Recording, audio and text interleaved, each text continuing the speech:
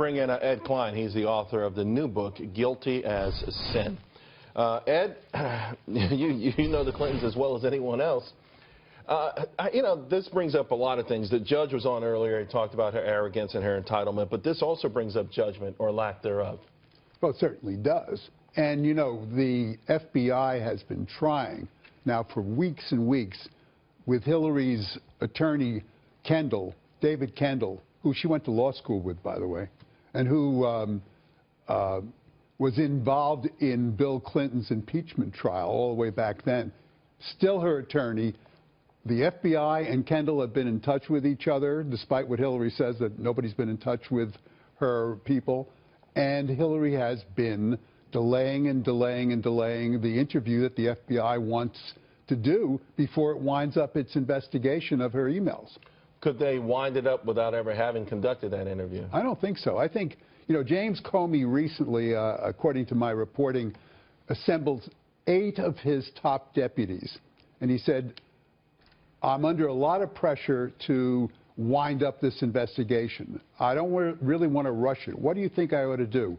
8-0, they told him, you got to wind this up quickly because people are getting very impatient with it. Well, if that's the case, there's no way they could drag it on beyond the November elections. At least it doesn't seem like it. What would the rationale be, the excuses be?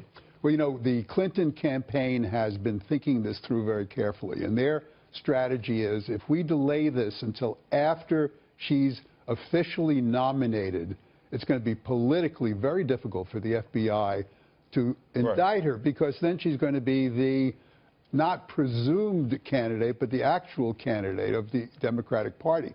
So it's delay, delay, delay. This puts a lot more pressure than going back to on Comey, right? I mean, from what I understand, and I think you've actually reported on some of this, that if Comey does not, and for whatever reason he does not come out with the information that the public needs to know about this, that there would be people within the agency that will go public with it. James Comey is really a unique figure in Washington.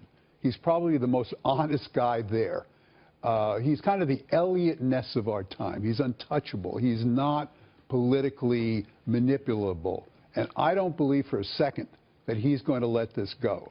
He is determined to get to the bottom of this. I think he will get to the bottom of this, no matter when, but he'll get there.